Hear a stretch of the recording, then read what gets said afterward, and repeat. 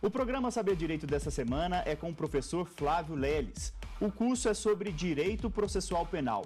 Tem dúvidas sobre o assunto? Mande um e-mail para nós, saberdireito@stf.jus.br. E você também pode estudar pela internet. O endereço é o www.tvjustiça.jus.br.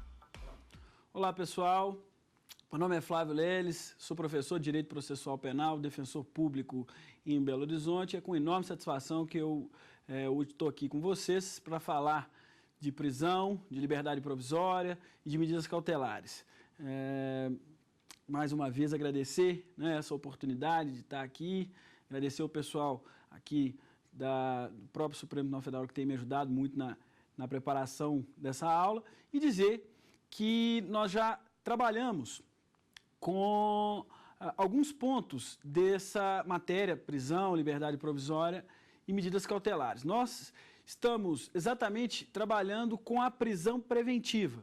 Nós já falamos do artigo 311, o momento em que ela pode ser decretada, falamos dos requisitos da prisão preventiva do artigo 312. Gostaria apenas de enfatizar mais um pouquinho, que para a prisão preventiva é necessária a conjugação dos dois pressupostos com pelo menos um dos motivos. Ou seja, tem que sempre ter aquela base, prova da existência do crime e indício suficiente de autoria, conjugado com um dos motivos, ou a garantia da ordem pública, ou a garantia da ordem econômica, apesar da nossa crítica, da crítica de autores na doutrina a respeito desses motivos, garantia da ordem pública ou garantia da ordem econômica, conveniência da instrução criminal, e para assegurar a aplicação da lei penal. Enfim, foi aqui que nós terminamos na abordagem da aula anterior. O que nos falta falar ainda de prisão preventiva a respeito dos casos em que a lei autoriza a decretação da prisão preventiva. Esse é o disposto no artigo 313 do Código de Processo Penal. Ao responder à última pergunta da aula anterior, foi indagado a respeito de prisões, nos casos de crimes de trânsito e tal, que gera uma grande celeuma, uma grande polêmica dos casos de maior repercussão.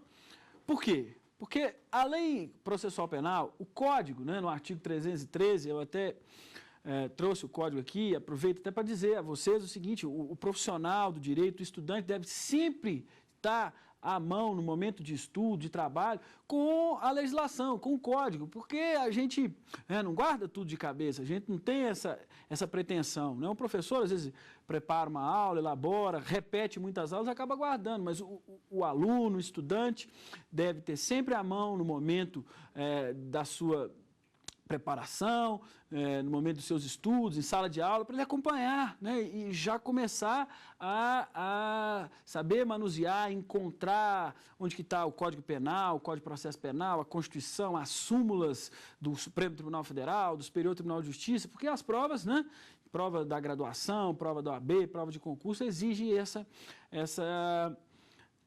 esse fato de você saber manusear bem e encontrar, às vezes, as respostas para as suas perguntas. Enfim, como eu dizia, o Código de Processo Penal, no artigo 313, ele estabelece que será admitida a decretação da prisão preventiva nos crimes dolosos.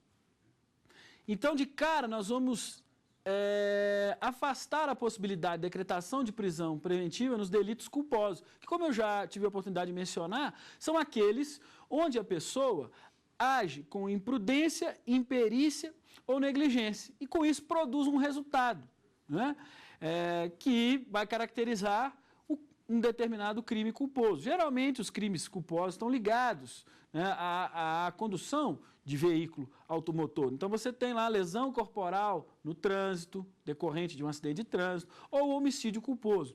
No caso de crimes considerados culposos, não haverá a prisão preventiva. Mas diz mais o artigo 313, inciso 1, para se ter decretação de prisão preventiva, o crime tem que ter uma pena cominada. O que vem a ser pena cominada? Pena cominada é aquela pena que está prevista no tipo penal.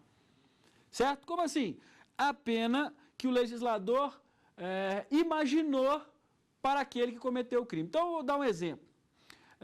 Furto, subtrair coisa alheia móvel, reclusão de 1 a 4 anos.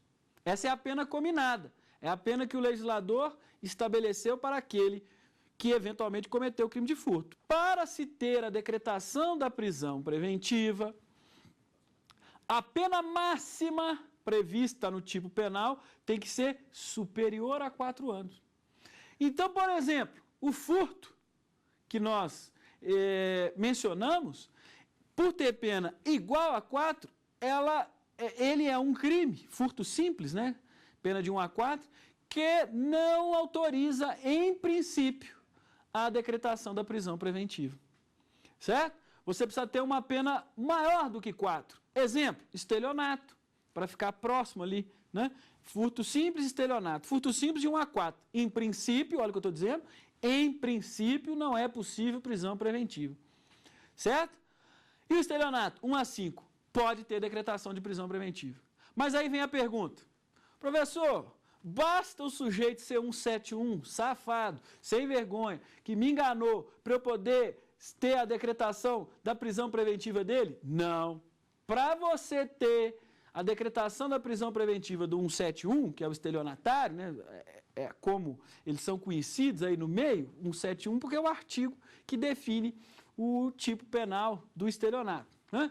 Para você ter a decretação da prisão preventiva do estelionatário, você tem que ir lá naquele artigo 312. Qual é o artigo 312? O que tem os requisitos da prisão preventiva. Então você tem que ter prova da existência do crime, indício suficiente de autoria e um dos motivos, ou garantia da ordem pública, ou garantia da ordem econômica, ou conveniência da instrução criminal, ou para assegurar a aplicação da lei penal. Ou seja, o artigo 313, inciso 1, autoriza a decretação da prisão preventiva, mas para ela ser decretada eu tenho que voltar lá no 312. 312 é que diz se pode ou não prender, o 312 é que diz se vai ou não prender, de acordo com o preenchimento dos requisitos. Então, primeiro caso, crimes dolosos punidos com pena máxima superior a 4 anos. Segundo caso, se o sujeito for reincidente em crime doloso. Reincidente em crime doloso.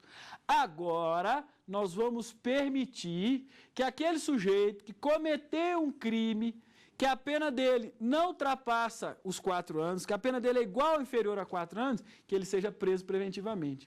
O sujeito do furto simples. Se ele for reincidente em crime doloso, o juiz está autorizado a decretar a sua prisão preventiva. Mas é aquela mesma história do estelionatário. Basta ser reincidente em crime doloso, qualquer que seja o crime para ter decretação da prisão preventiva, não. Você precisa ter a reincidência no crime doloso e voltar lá no 312. Tem que ter um dos motivos, uma das razões, um dos fundamentos, aliado àqueles 2 pressupostos. Prova da existência do crime e indício suficiente de autoria. Então, primeiro caso, relembrando, do que cometeu crime cuja pena ultrapassa 4 anos. Presentes os requisitos, pode ter sua prisão preventiva decretada. Segundo caso, daquele que é reincidente em crime doloso. Aí, independentemente da pena, pode até ter uma pena máxima para aquele crime que em tese ele cometeu, igual ou inferior a 4 anos, que pode ser decretada a sua prisão preventiva. E por último, né, se não me engano, inciso 4, aqui, ó, vou consultar, né, o código, fiquei na dúvida, vou consultar o código aqui, porque tem um inciso aqui que foi revogado, no 313, ó, aí. O inciso que foi revogado é o inciso 4. Então, o que eu quero mencionar para vocês é o inciso 3. Vejam só,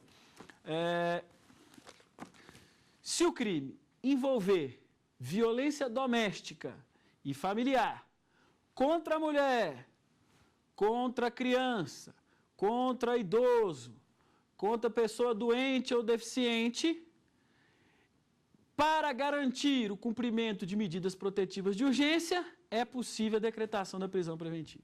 Então, vamos repetir, até aproveitando aqui, ó, exatamente, se o crime envolver violência doméstica e familiar contra a mulher, criança, adolescente, idoso, enfermo ou pessoa com deficiência, para garantir a execução das medidas protetivas de urgência. Então, aqui, de novo, nós vamos voltar num determinado contexto. Qual o contexto? Vejam só. E é um caso, né, que tem sido muito discutido, debatido na mídia. Há até um relatório final que está sendo divulgado, começa a ser divulgado a respeito dos casos de violência doméstica no Brasil. As conclusões das hipóteses de violência doméstica no Brasil, um estudo levantando dados, né? Estatisticamente agora se vai ter isso, de quantos inquéritos, quantas medidas protetivas, quantas prisões, quantas mortes. Há um estudo interessante sobre isso, eu até recebi em caráter preliminar, não tive condições de analisá-lo mais a fundo, mas digo a vocês que em breve isso vai ser bastante divulgado aí na mídia. O fato é que, no caso de lesão corporal leve, vejam só, a lesão corporal leve é um crime que, por excelência, vai acontecer lá, infelizmente, na chamada violência doméstica. Estatisticamente, isso eu pude perceber desse estudo, dos casos de violência doméstica, quase 90% envolvem lesão corporal leve, vias de fato e ameaça. Nenhum desses crimes, na verdade, até via de fato é uma contravenção penal, nenhuma dessas infrações penais, para ser mais preciso, admite decretação da prisão preventiva em princípio. Por que em princípio? Porque, por exemplo, a lesão corporal leve, ela tem pena de 3 meses a 1 ano. Então vamos ficar na lesão corporal leve. A lesão corporal pode ser leve, grave ou gravíssima. A leve não autoriza, repetindo, em princípio, a decretação da prisão preventiva. Pena de 3 meses a 1 ano, para ter prisão preventiva a pena máxima tem que ser maior do que 4. Então o sujeito agrediu a companheira dentro de casa, certo? Discutiram lá por causa de algum motivo, o casal, e ele vai e a agride, praticando um crime de lesão corporal que é leve. Deu um soco, ela ficou com o olho roxo, enfim, foi a uma delegacia, fez uma representação, hoje nem precisa mais dessa representação, mas ela foi à delegacia, foi instaurado um inquérito policial e, eventualmente, nós vamos ter uma ação penal para apurar esse episódio aí de violência doméstica. O que acontece? Em princípio, não é possível decretação da prisão preventiva desse agressor.